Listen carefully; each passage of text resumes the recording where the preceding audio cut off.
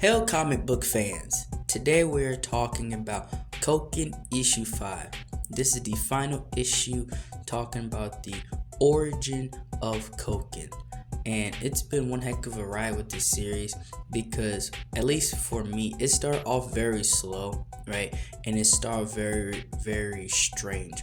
But as it went on, started from like issue 3 forward, it really picked up and began to be very interesting. And within this final issue, KOKIN is being called out, right? He's being called outside because now everybody knows where he's at, right? They know he's still alive. And the woman of his, the only woman he actually loved, she was willing to stick by his side. But he was pretty much like, no, save yourself and the kid, right? Like the love you have for the kid, right? Because he's preparing to end this, and he actually challenges the enemy to a battle, right? For the role of KOKIN, right? But he's a coward, right? So he pulls out a gun and shoots him, right? And he doesn't kill KOKIN, but he injures him, and everybody's looking at him like, why did you do that? Like he challenged you and you just draw first blood, so now you guys really have to fight, right?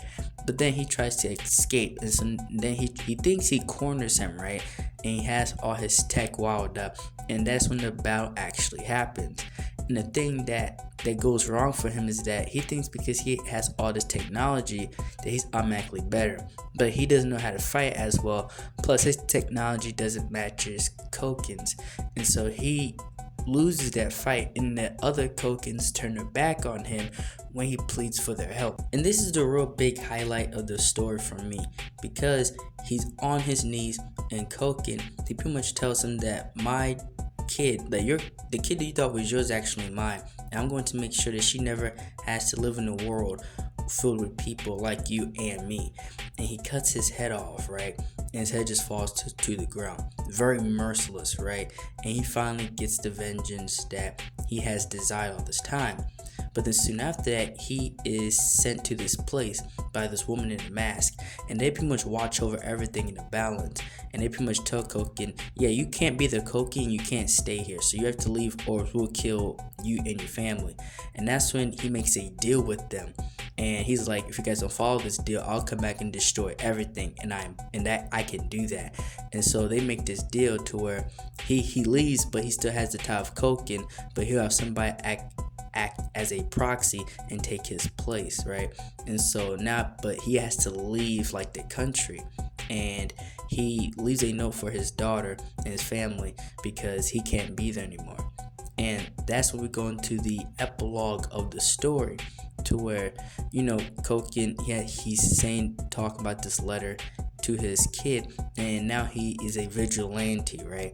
He goes out and he fights crime, right? Because this is what he's been morphed into. This wasn't the path that he chose, but this was the path that was forced upon him, right?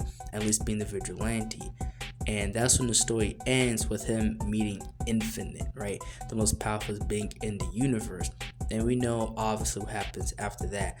But all around, this was an amazing story and series for KOKIN. Well, that's all I have for this video. Like, share, and subscribe for more. Thank you for watching.